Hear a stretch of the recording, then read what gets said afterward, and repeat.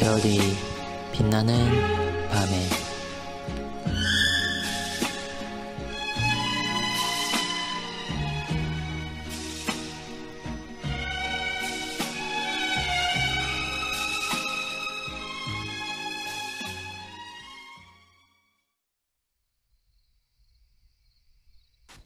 (43회는) 41일차를 참고하시기 바랍니다. 하나님의 진노와 심판을 받아 마땅한 죄인들, 택자들을 위하여 친히 자기 몸을 십자가의 죽음에 내놓으신 그리스도, 그 그리스도의 헌신적인 희생과 사랑에 대해서 어떤 사람들은 그리스도께 모든 영광과 찬양을 돌립니다. 우리를 위해 보혈의 피를 흘리신 주님께 이렇게 무한한 감사와 찬양을 드리는 것은 너무나 당연한 태도이고 거기서 아무런 오류도 찾을 수 없을 것입니다. 하지만 죄 용서의 직접적 원인이 그리스도께만 있다고 말한다면 문제는 달라집니다. 왜냐하면 이런 견해에서는 성부 하나님은 자비도 동정심도 없는 냉혹한 심판자이시고 그리스도는 자기 몸을 들여 죄인들을 위하여 죽으신 자비와 사랑의 구주라는 구도가 만들어지기 때문입니다. 이런 구도는 과거의 구약의 하나님은 심판하시는 분, 신약의 하나님은 사랑이 많으신 선하신 분이라는 이분법적 구도를 주장했던 사람들과 유사합니다. 그러나 삼위일체 하나님임을 우리는 늘 기억해야 합니다. 그렇다면 죄인들이 소망 없이 영원히 버림받지 않도록 그들의 죄가 용서받게 되는 원인은 어디에서, 누구에게서 찾아야 할까요?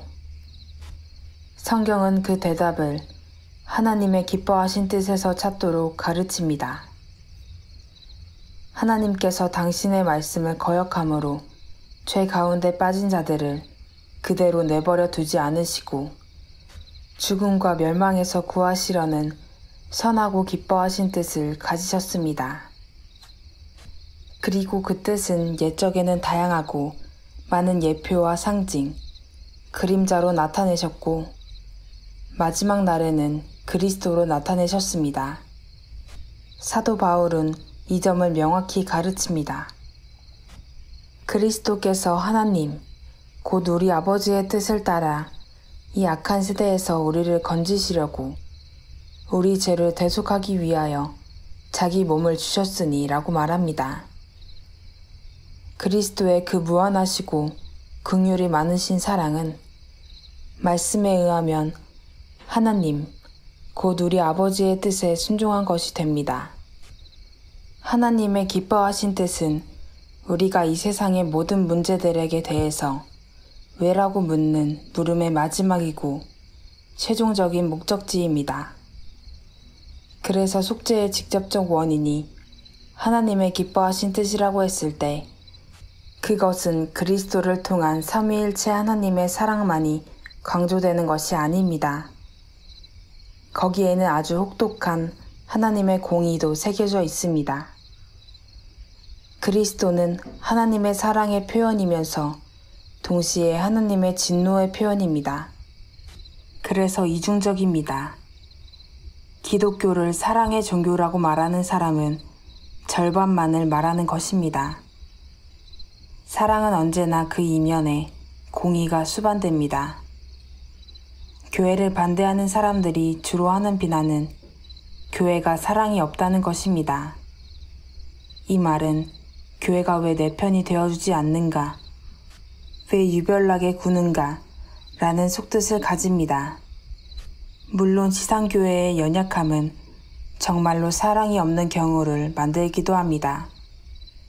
그리고 때로는 희생이 없는 사랑, 자비가 없는 공의를 말하기 때문에 비난받아 마땅한 경우도 비일비재합니다. 로마서 3장 24절, 25절은 이 둘이 어떻게 조화를 이루는지 우리에게 보여줍니다. 그리스도 예수 안에 있는 속량으로 말미암아 하나님의 은혜로 값없이 의롭다 하심을 얻은 자 되었느니라.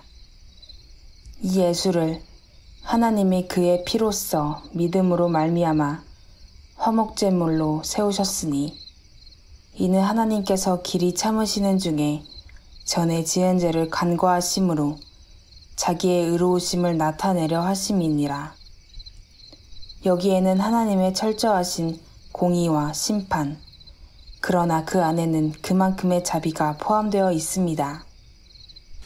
그리고 무한하신 사랑이지만 예수 그리스도의 대속의 피로 말미암는 사랑을 말해줍니다.